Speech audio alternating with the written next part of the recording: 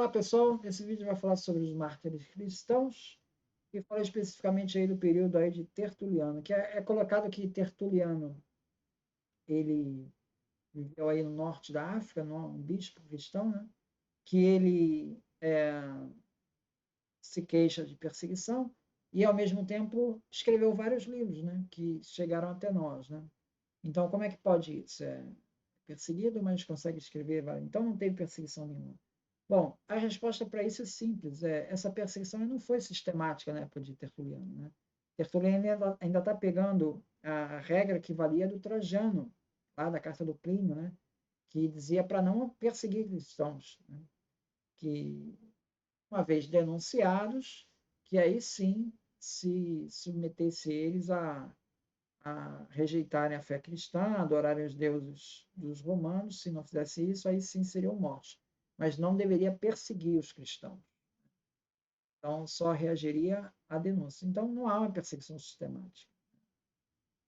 Então, e isso ainda é uma coisa localizada, né? Então, não é incompatível com o fato de Tertuliano escrever seus livros. Mas havia, afinal de contas, perseguição na época ali do Tertuliano, mesmo que pontual.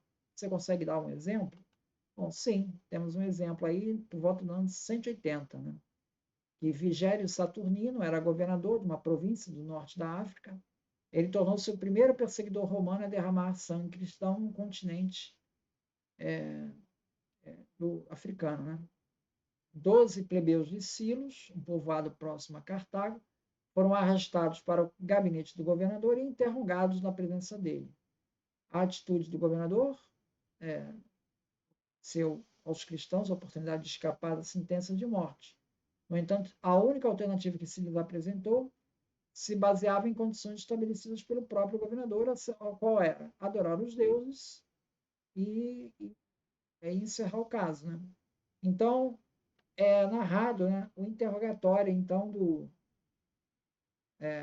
desses plebeus aí cristãos que estão sendo levados ao governador. Aí o cristão responde assim: não reconheço o império deste mundo, replicou o Esperato. Esperato é o cristão, né?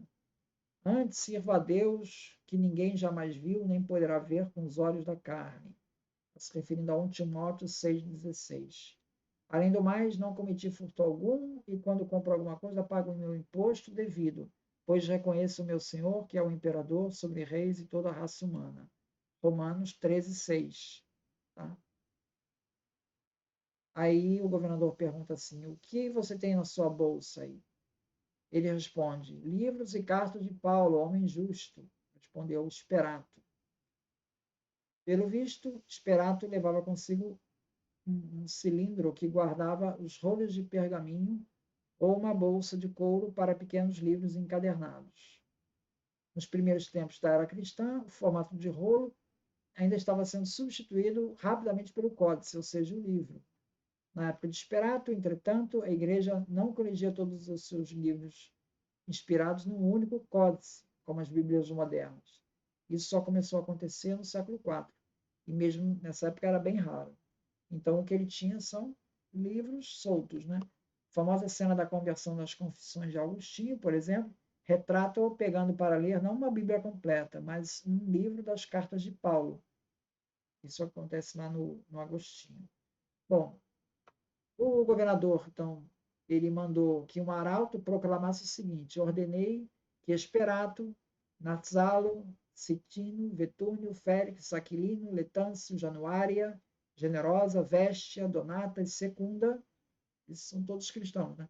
Sejam conduzidos à execução. Aí eles responderam: graças a Deus.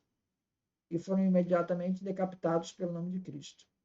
Essa expressão, graças a Deus, ela está sendo usada pela primeira vez. Na leitura martirológica, a expressão graças a Deus, Deo gratias, é a exclamação costumeira que os mártires proferiam quando recebiam a sentença de morte.